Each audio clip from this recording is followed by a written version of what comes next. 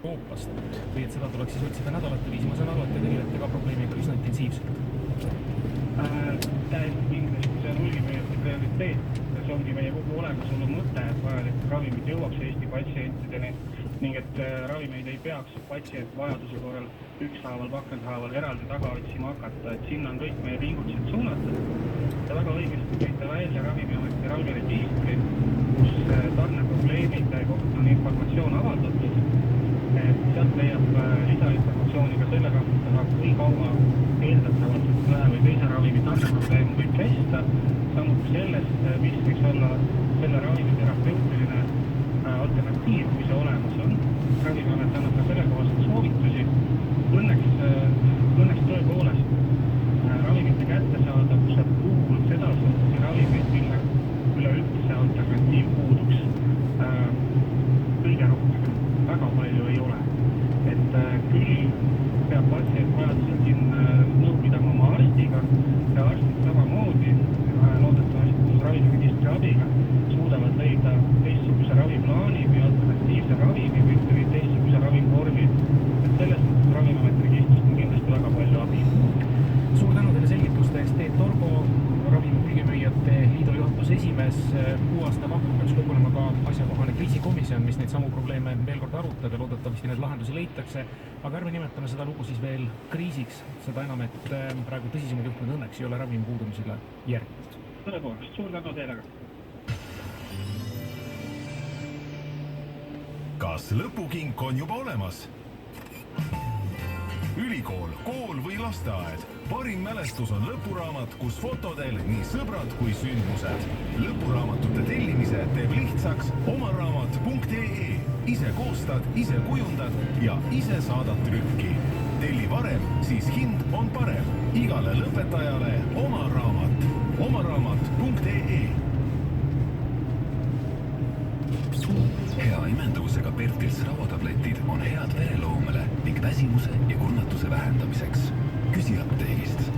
Pertils, kuidas sa täna ennast tunned? Mida kinkida nautlejale? Motoneti kingimajast näiteks emaks elektriline soojendustekk nüüd jõuluhinnaga kõigest 29,90. Kohtume tegusate inimeste kingikaubamajas Lasnamäel Tähesaju Cities või e-kaubamajas motonet.ee.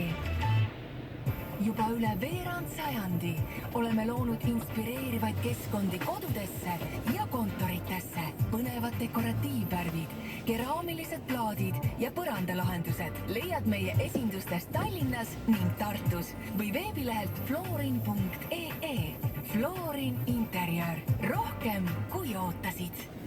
Jõulurõõm juba ootab jagamist. Mängulisele lapsele.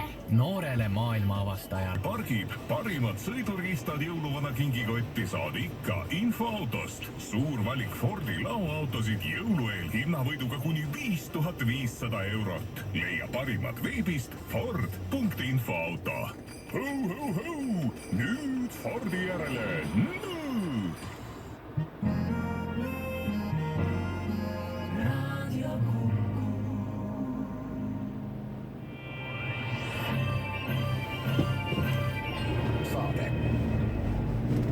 Põllumeeste suur mure, mis puudutab nüüd üleminekutoetust, vaid 5 miljonit eurot toppab toetusteks, ehk siis selleks toetuseks, mille riik annab oma põllumeestele selleks, et tasajäämus oleks Euroopa Liidu keskmisest veidi vähem masendav, on saamas leevendust. Nimelt on Riigikogu rahanduskomisjon toetamas ettepanekud tulevaste riigieelarves eraldada need täiendavad 5 miljonit eurot põllumajandusettevõtete üleminekutoetusteks. Aivar Kokk, Riigikogu rahanduskomisjoni esimees, tere päevast! Tere päevast!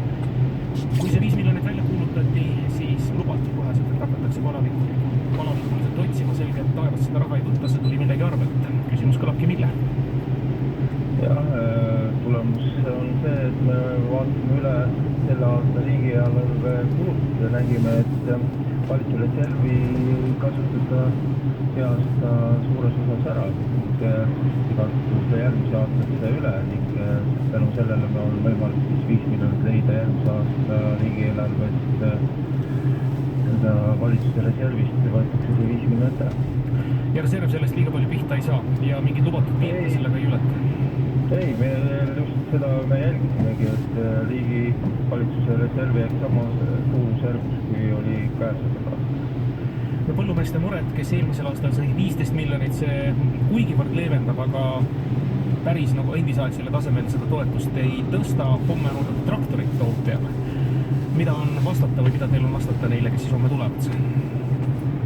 Jah, kui me eelmine nädal teisipäeval seda teemat arutasime, siis see võimalus täna riigieelarvest oli, et leida see 5 miljonit juurde, et kahekordistasime selle summa, mis oli esialgselt planeeritud eelarves, et hetkel riigieelarvest järgmist auku me ei ole leidnud, et on mitmeid teemasid, mida me selle riigieelarve menetlusele Riigikogus siin lahendasime, selleks siis lasterikaste pere elamistingimuste parandamisest tulumaksu vabastamine või toitjakaotuspensioni, rahvapensioni tootja kaotuse puhul laste ei väheneks maksuvaba tulu ja nii edasi, et eks see oli valikuvõimalused ja tänasel hetkel oli see võimalus, et komisjon toetas minu ettepanekut, et 5 miljonit juurde saab.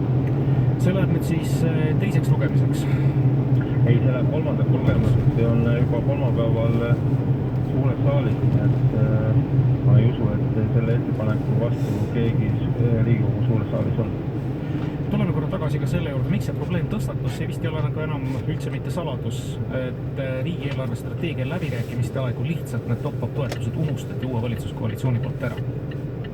Ei, see päris tõde ei ole, et kui oli RES-i arutelu, siis ma mäletan väga hästi, et nii mina kui meil erakonna esimees Helir-Valdor Seeder selle teema üles püstitas ja selle hetkel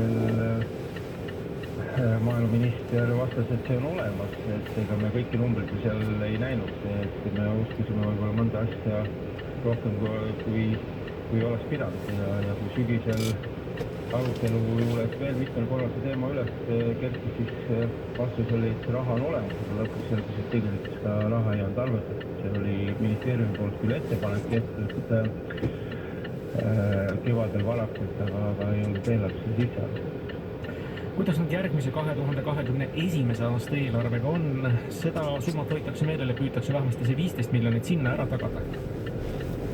Ja me peame täna tunnistama, et see võimalus top-upist ja oma põllumehi toetada hetkel ongi viimane aasta, järgmine aasta, et millised kokkulepped ja lubadused Euroopa Liidust tulevad aastast 2021 on täna veel lahti, riik saab ka otse toetada või mitte. Aivar Kokk, räägime ka ühest komisjoni istungit, mis täna aset leiab, see on nüüd riigieelarve kontrolli erikomisjon. See on veel alles ees, me ei tea, mis tulemini see jõuab, kõikidel kuulajatel on võimalus seda ka läbi veebi jälgida. See arutab nüüd riigikontrolli raportit, mis puudutab nüüd Rail Balticu Eesti osa projekteerimist, ehitamist ja planeerimist. Sellest raportist me rääkisime eelmisel nädalal ja riigikontroller Janar Holm tegi pehmelt öeldes praeguse asjade seisu maatasa. Hilinemisi rohkem kui 2 aastat määramatust rahastuse täpse kasutuse osas. Need on tõsised teemad, millele rääkida. Jah, et rahulolematus on kindlasti õigustatud ja sama ka Riigikogu liikmete poole pealt, et kuidagi palju asju on sellised, mis ei ole selgust ja see, et kõik asjad venivad, on väga halb ja kui ma vaatan seda graafikut, viimased 8 aastat soovitakse, et raudteetrass on valmis, 2026 on planeeritud mõlemast aastast 500 miljardit eurot teedeehitus. Teame täna Eestis on 300 miljonit normaalne teedeehituse maht aasta peale, siis 500 miljardit on tähendab seda, et teede peale ei tohiks nagu midagi ehitada ja kogu ehitusmaterjal läheb ainult raudtee peale, et kindlasti Eesti riigi kogu regionaalsele vaatada oleks see väga halb. Mis on teie küsimus rahanduskomisjoni esimehena kõigile neile, kes Rail Balticu projekti on eest vedamas? Miks on asjad niimoodi läinud? No kindlasti esimene küsimus on, miks nad on nii läinud ja teine on see, et me tahaks väga selgelt pilti sellest, et mis on need meetmed ja tegevused, et seda probleemi lahendada juba täna, mitte 2 või 3 aasta pärast. Me oleme mitmel korral ju seda ka öelnud, et me tahame näha, millised töid tehakse mingid aastatel, et juhul kui mingi põhjusel see objekt peaks pooleli jääma, et me ei oleks teinud mingi tühja ehitusi, vaid kõik need, mis on vajalik.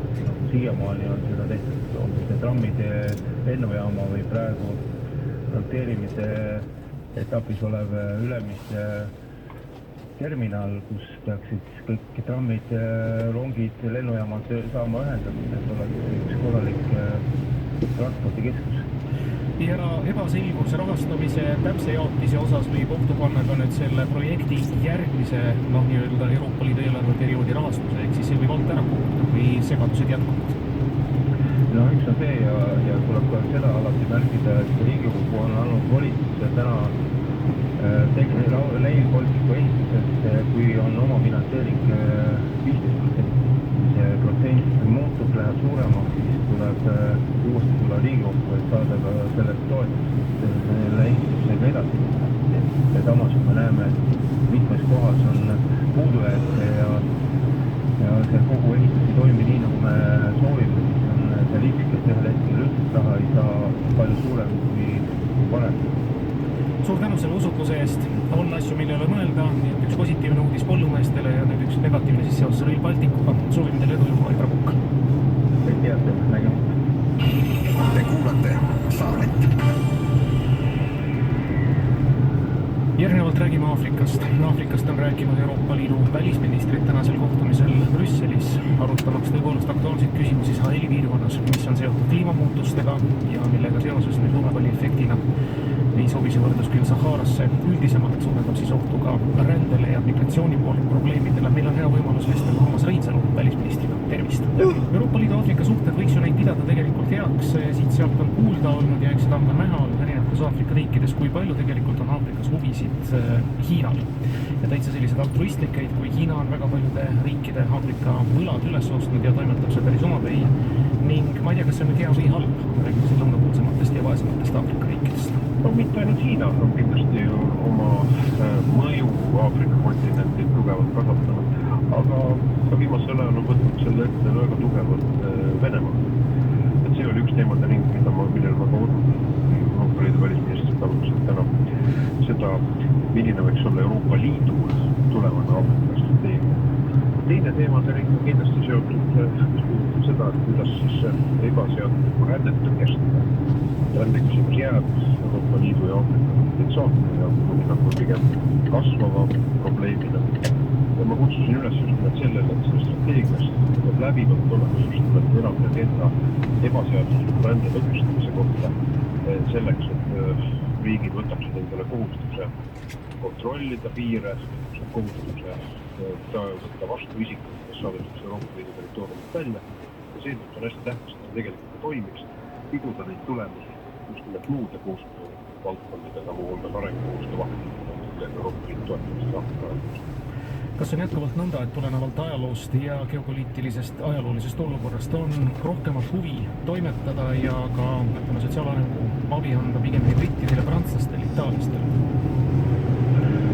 Kindlasti on niisugune koloniaalpärandist jäänud pigem ütleme siis oma tihedam suhtlusvõrk, aga ei kõik riigid tõdesid seda, et suhted Aafrikaga on kindlasti muutuvad üha tugevamaks või Aafrika mõju Euroopa Liidule.